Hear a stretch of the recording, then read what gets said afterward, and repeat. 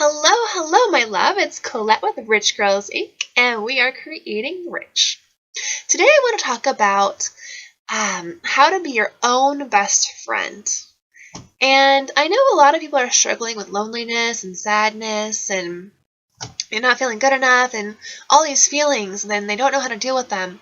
And one way to deal with all of this is by becoming your own best friend.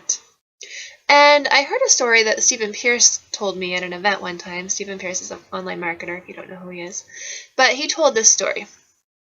And he said, what if you had a friend and you really like their company, whatever, you really liked them, but every time they told you they were going to hang out with you, they flaked. And when they would tell you stuff, you found out later that a lot of it wasn't true. How long would you stay friends with this person? And how would you trust this person? And the answer is probably no, right? Because if we're hanging out with somebody and they're lying to us and they're telling us things and then not following through, we're going to be like, wow, they're flaky. And we're going to start, we're going to stop talking to them.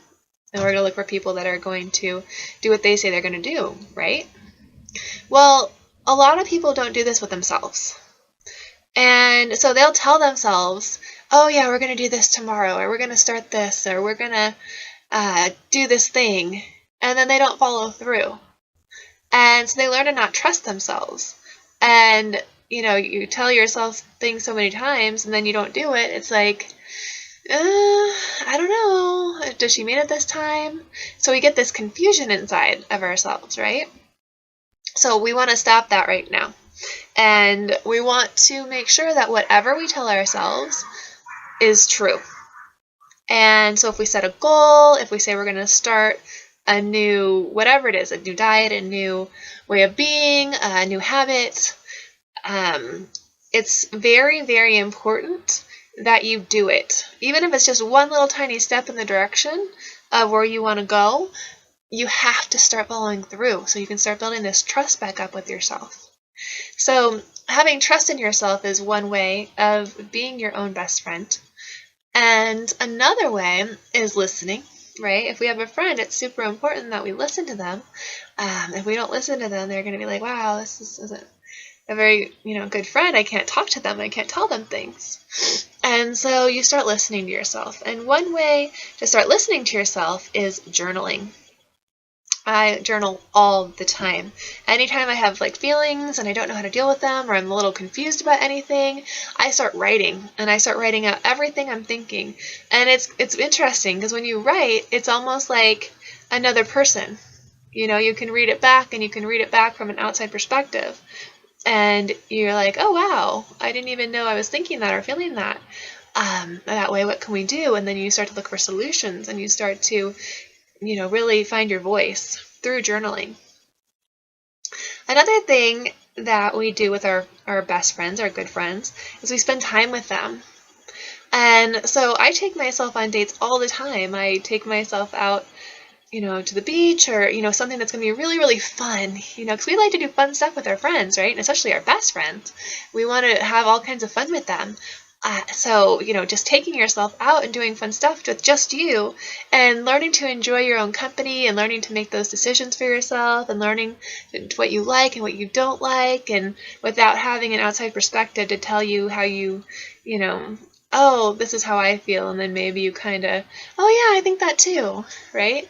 So when we hang out by ourselves, we don't have that feedback from other people, and so we form our own opinions that are unbiased. So doing really fun stuff by yourself is a really, really important thing to do to maintain a good relationship with yourself.